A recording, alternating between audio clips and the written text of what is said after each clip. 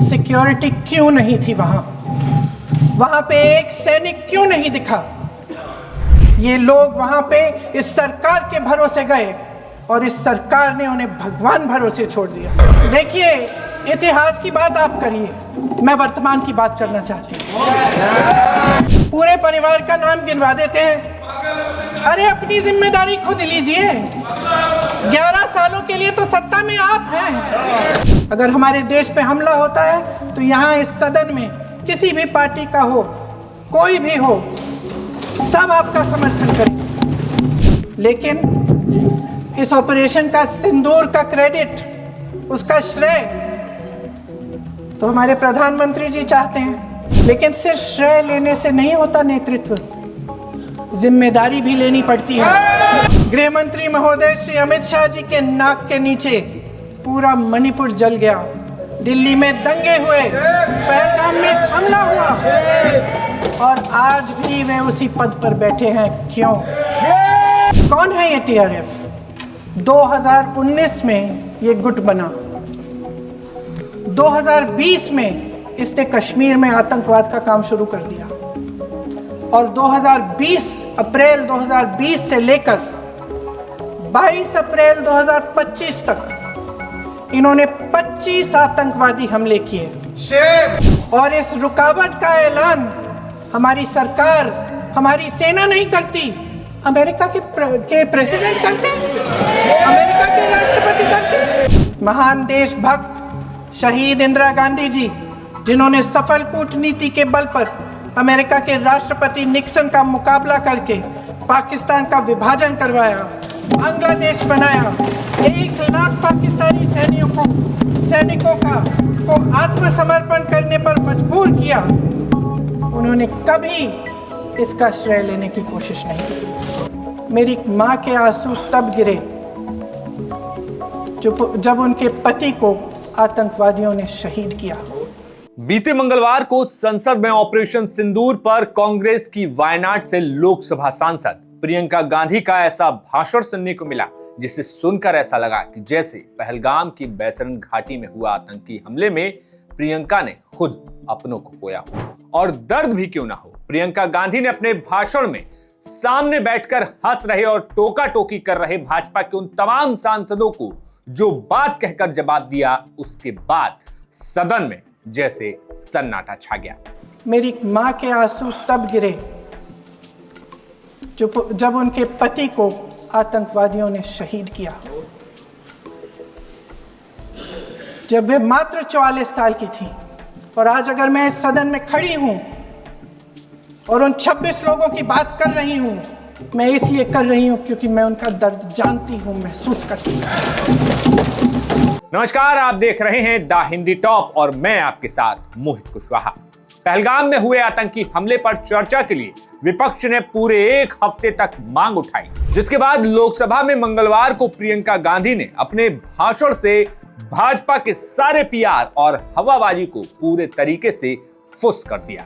प्रियंका गांधी के भाषण का आलम यह था कि सदन में प्रियंका बोल रही थी, प्रधानमंत्री मोदी, गृह मंत्री अमित शाह और पूरी भाजपा से सवाल पूछ रही थी और सदन चुपचाप खामोशी से सुन रहा था। आजकल पब्लिसिटी का दौर है, प्रचार का जमाना है। कुछ समय से हमारी सरकार ये प्रचार कर रही थी कि कश्मीर में आतंकवाद खत्म हो गया है, कि कश्मीर में शांति है, अमन चैन है।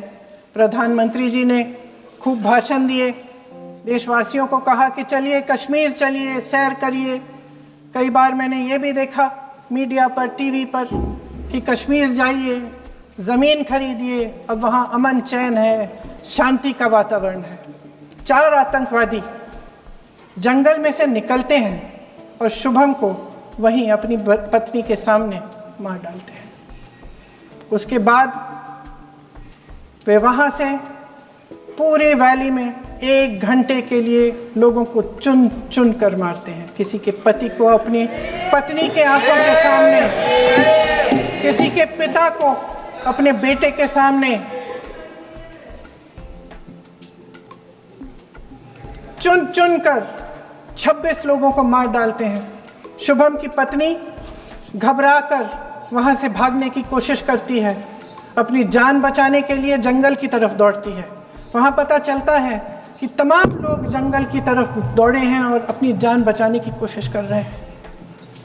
कोई अपने बेटे का हाथ पकड़ के पहाड़ों पर घसीटता हुआ जा रहा है, कोई कश्मीरी घोड़े वालों और गाइडों की मदद लेते हुए चले जा रहा है।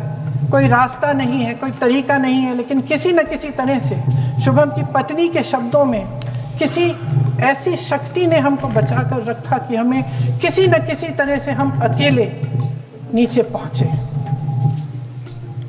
और मैं उनके लफ्ज पढ़ना चाहती हूं, क्योंकि उन्होंने कहा कि इस पूरे समय जब 1 घंटे के लिए चुन चुन कर भारतीय नागरिकों को मारा जा रहा था, इस पूरे समय उसे एक सुरक्षाकर्मी नहीं दिखा, एक सैनिक नहीं दिखा।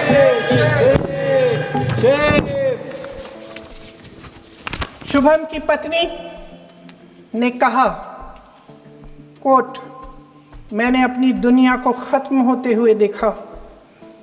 अपनी आंखों के सामने एक सिक्योरिटी गार्ड नहीं था।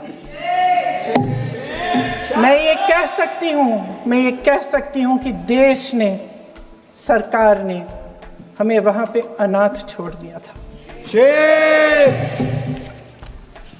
सिक्योरिटी क्यों नहीं थी वहां पे एक सैनिक क्यों नहीं दिखा? क्या सरकार को मालूम नहीं था कि यहां रोज 1000 से 1500 पर्यटक जाते हैं? क्या सरकार को मालूम नहीं था कि यहाँ के पहुंचने के लिए जंगल के रास्ते से जाना पड़ता है? अगर कुछ हो जाएगा तो लोग वहां से निकल नहीं पाएंगे। एक चिकित्सा का इंतजाम नहीं था, फर्स्ट एड का इंतजाम नहीं था, कोई इंतजाम नहीं था, ना सुरक्षा का ना फर्स्ट एड का। इन लोगों को भगवान भरोसे छोड़ दिया गया। ये लोग वहां पे इस सरकार के भरोसे गए और इस सरकार ने उन्हें भगवान भरोसे छोड़ दिया।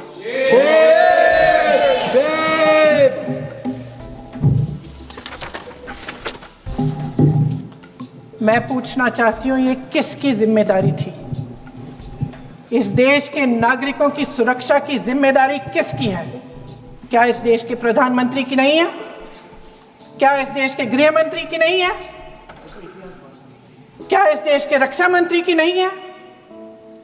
क्या एनएसए की नहीं है? अपने पूरे भाषण में जहां प्रियंका गांधी सरकार से पहलगाम में हुई लापरवाही पर सवाल पूछ रही थी और सत्ता पक्ष के सांसदों के खेमे में खामोशी छाई हुई थी, और कभी कोई सांसद टोकने की कोशिश करता तो शालीनता और व्यंग में प्रियंका ने उनसे ही पूछ लिया कि आप जिम्मेदारी लेंगे, दीजिए जवाब। और प्रियंका की इस बात पर जैसे सत्ता पक्ष के सांसदों की सिट्टी पिट्टी गुम दिखाई दी। संसद में प्रियंका गांधी का भाषण सिर्फ भाषण नहीं, गहरी रिसर्च के साथ सुनाई दिया। प्रियंका ने अपने भाषण में टीआरएफ जैसे आतंकी संगठन का जिक्र करते हुए कहा कि यह संगठन 2019 में बना और इसने 2 दर्जन से अधिक आतंकी घटनाएं की और सेना के जवानों और लोगों की जानें ली, लेकिन सरकार को 2023 में जाकर यह दिखाई पड़ा। और तो और प्रियंका गांधी ने सीधे कहा कि देश के इतिहास में पहली बार हुआ कि जंग खत्म होने का ऐलान हमारी सरकार और सेना ने नहीं, बल्कि अमेरिका के राष्ट्रपति डोनाल्ड ट्रंप ने किया। उस हमले की जिम्मेदारी एक आतंकवादी गुट जिसका नाम टीआरएफ है थोड़े दिनों बाद लेती है। कौन है ये टीआरएफ? 2019 में ये गुट बना। 2020 में इसने कश्मीर में आतंकवाद का काम शुरू कर दिया और अप्रैल 2020 से लेकर 22 अप्रैल 2025 तक इन्होंने 25 आतंकवादी हमले किए। गृह मंत्री महोदय ने जब यूपीए सरकार के समय के आतंकवादी हमले गिने तो लगभग 25 गिनवाए थे अभी अपने भाषण में। इस गुट ने कश्मीर में 25 हमले 2020 और 2025 के अंदर एक पूरी लिस्ट है इन हमलों की। मेरे पास इतना समय नहीं है इसलिए मैं एक एक को नहीं पढ़ना चाहती, लेकिन मैं इतना कहूंगी कि इनमें रियासी का हमला भी था 2024 का, जिसमें 9 लोग मारे गए और 41 लोग घायल हुए। कुल मिलाकर 2020 से लेकर 22 अप्रैल 2025 तक टीआरएफ ने 41 सेना और सुरक्षा कर्मियों की हत्या की, 27 सिविलियन की हत्या की और 54 लोगों को घायल किया था। भारत सरकार ने टीआरएफ को आतंकवादी संगठन का दर्जा कब दिया? 2020 में दिया, 2021 में दिया, 2022 में दिया, 2023 में दिया। 3 साल बाद, 3 सालों के लिए ये आतंकवादी गतिविधियां कर रहे हैं और आप इनको आतंकवादी संगठन तब कहते हैं 2023 में। इसकी क्या वजह थी? ये सब सरकार के संज्ञान में था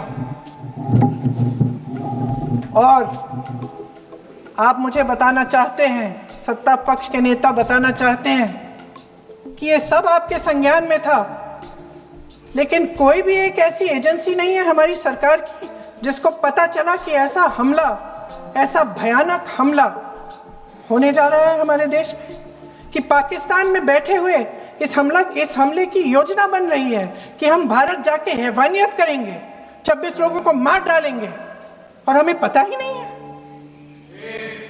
क्या ये हमारी एजेंसियों की विफलता है कि नहीं है? ये बहुत बड़ी विफलता है, एक बहुत बड़ी विफलता है।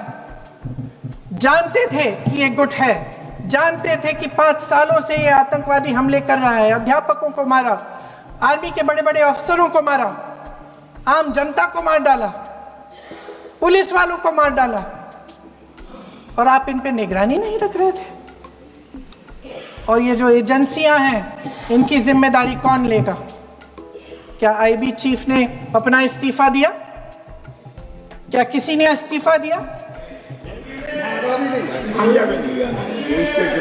गृह मंत्री जी के कार्य क्षेत्र में आता है इंटेलिजेंस ब्यूरो। क्या गृह मंत्री जी ने इस्तीफा दिया? इस्तीफा छोड़िए, जिम्मेदारी ली। ऑपरेशन सिंदूर जब शुरू हुआ, हम सब ने समर्थन किया, सब एकजुट होकर खड़े हो गए इस देश के लिए। दोबारा होगा, दोबारा खड़े हो जाएंगे।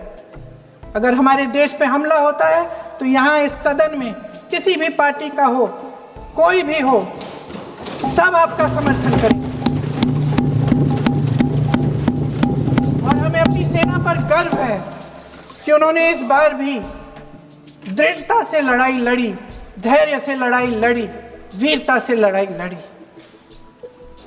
लेकिन इस ऑपरेशन का सिंदूर का क्रेडिट, उसका श्रेय तो हमारे प्रधानमंत्री जी चाहते हैं। सही भी है, ठीक है, सही है, श्रेय ले, श्रेय ले। ओलंपिक्स में हमारा मेडल आता है, उसका भी श्रेय लेते हैं, ले। लेकिन सिर्फ श्रेय लेने से नहीं होता नेतृत्व, जिम्मेदारी भी लेनी पड़ती है।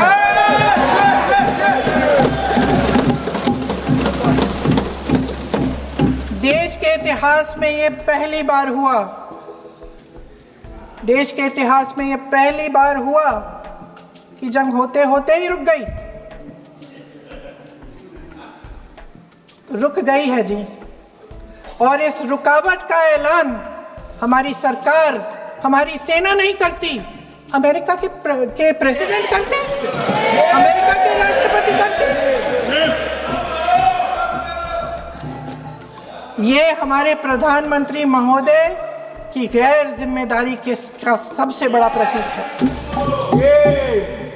इन भाषणों के बाद जैसे लग रहा था कि प्रियंका गांधी सिर्फ अपने परिवार, अपने पिता पर हुए आतंकी हमले का दर्द बयां नहीं कर रही, वो अपने परिवार पर हर रोज होने वाले उन हमलों का जवाब देने के लिए भी सदन में आई, जो देश के पहले प्रधानमंत्री, पूर्व प्रधानमंत्री पंडित जवाहरलाल नेहरू, पूर्व प्रधानमंत्री इंदिरा गांधी और उनके पिता पूर्व प्रधानमंत्री राजीव गांधी और मां सोनिया गांधी पर आए दिन राजनीतिक बयानों में होती है। प्रियंका ने साफ कहा कि इतिहास की बात छोड़िए, आप वर्तमान की बात कीजिए। 11 साल से आप सत्ता में हैं। साहब देखिए, इतिहास की बात आप करिए, मैं वर्तमान की बात करना चाहती हूँ। आपको तो एक बहाना चाहिए, आपको तो एक बहाना चाहिए। पूरे परिवार का नाम गिनवा देते हैं। अरे अपनी जिम्मेदारी खुद लीजिए। 11 सालों के लिए तो सत्ता में आप हैं। अभी नेहरू को छोड़ नहीं रहा। कल माननीय गौरव गोगोई जी ने अपने भाषण में पूछा गृह मंत्री जी से, क्या आपकी जिम्मेदारी नहीं थी? मैं देख रही थी। राजनाथ जी, रक्षा मंत्री जी यूं अपना सर हिला रहे थे, कुछ बोले नहीं। अंदर से महसूस हुआ होगा कि यहाँ कुछ जिम्मेदारी थी, लेकिन माननीय गृह मंत्री महोदय जी हंस रहे थे। वे हंस रहे थे।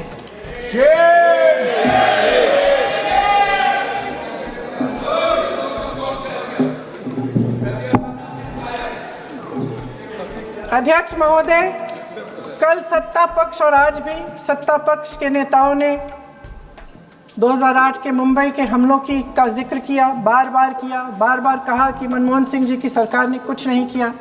ये तो जानकारी होगी ना कि उसी समय जब वो आतंकवादी हमला चल रहा था, तभी उन आतंकवादियों को मार डाला था। एक बचा था और उसको भी फांसी दे दी थी 2012 में। महाराष्ट्र के मुख्यमंत्री ने इस्तीफा दिया। देश के गृह मंत्री ने जिम्मेदारी लेकर इस्तीफा दिया।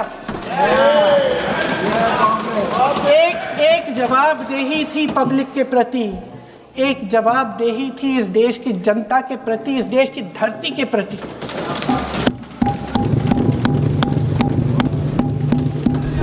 राजनाथ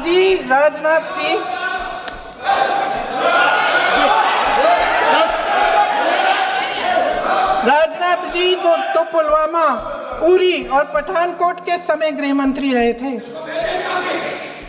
आज वे रक्षा मंत्री हैं और हमारे गृह मंत्री महोदय श्री अमित शाह जी के नाक के नीचे पूरा मणिपुर जल गया, दिल्ली में दंगे हुए, पहलगाम में हमला हुआ और आज भी वे उसी पद पर बैठे हैं। क्यों?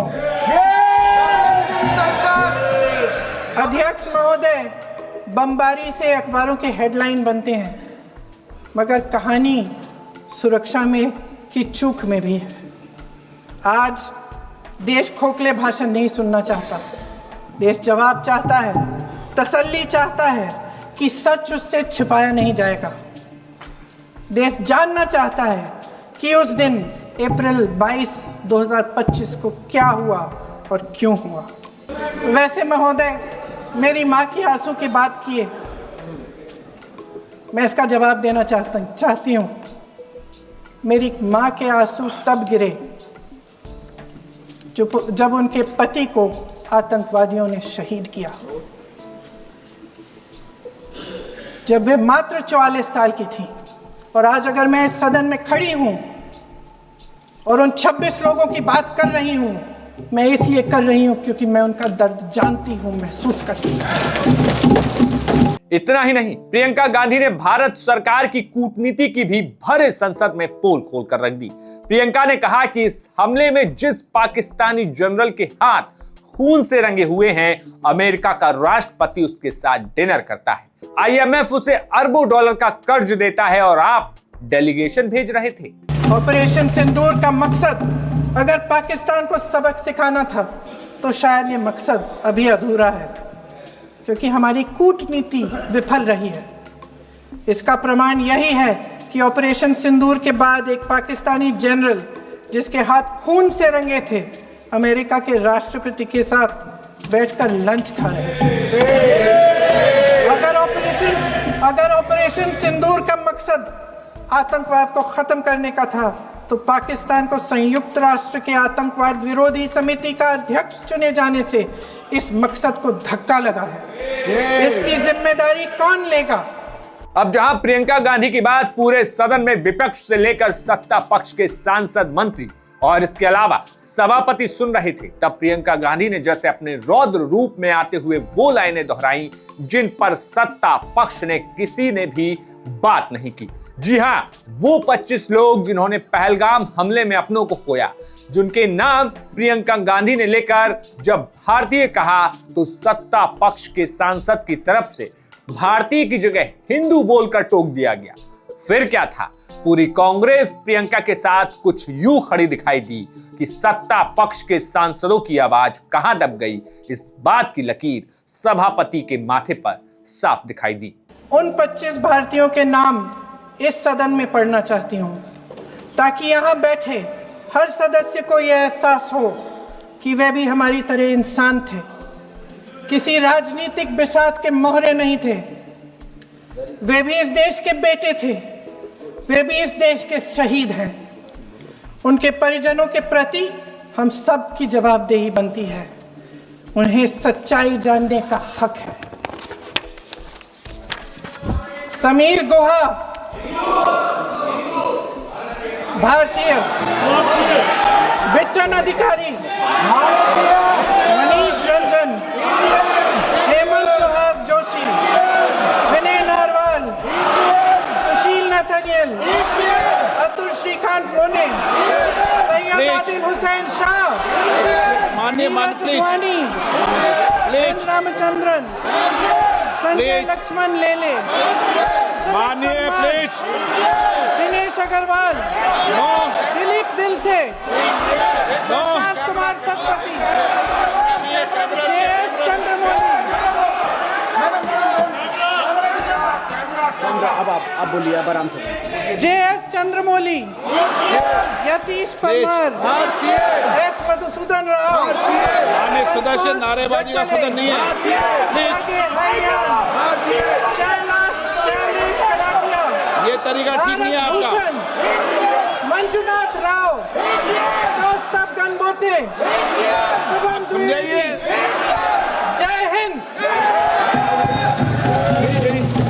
ऑपरेशन सिंदूर, जिस पर संसद में सत्ता पक्ष से लेकर विपक्ष के हर सांसद ने सरकार का साथ दिया, हर एक सांसद ने सेना के शौर्य और पराक्रम को सलाम किया, लेकिन विपक्ष ने इस पूरे मुद्दे पर सरकार से वे सवाल पूछे जो ऑपरेशन सिंदूर की आड़ में तमाम सवालों से बचते दिख रहे थे, जिसके जवाब शायद सत्ता पक्ष के पास थे ही नहीं। सवाल कि अमेरिका में बैठा एक राष्ट्रपति कैसे भारत और पाकिस्तान के युद्ध विराम का ऐलान 7 समंदर पार बैठकर करता है। सवाल कि अगर पाकिस्तान युद्ध में भारत के पैरों पर आ गया था तो उसे क्यों ऐसे ही जाने दिया, जिसके बाद उसकी सेना का जनरल अमेरिका के राष्ट्रपति के साथ मिलकर डिनर करता है। सवाल कई थे, लेकिन इतिहास की बात करने वाली सरकार के सामने कांग्रेस महासचिव और वायनाड से सांसद प्रियंका गांधी का यह भाषण इतिहास में अब दर्ज हो गया। और ये प्रियंका गांधी का भाषण जब जब सत्ता पक्ष को सुनाई देगा, इस भाषण का दर्द उनके चेहरे पर हमेशा दिखाई देगा। आपका इस खबर पर क्या कुछ कहना है, हमें कमेंट बॉक्स में बताइए और देखते रहिए, सब्सक्राइब कीजिए द हिंदी टॉप को। शुक्रिया।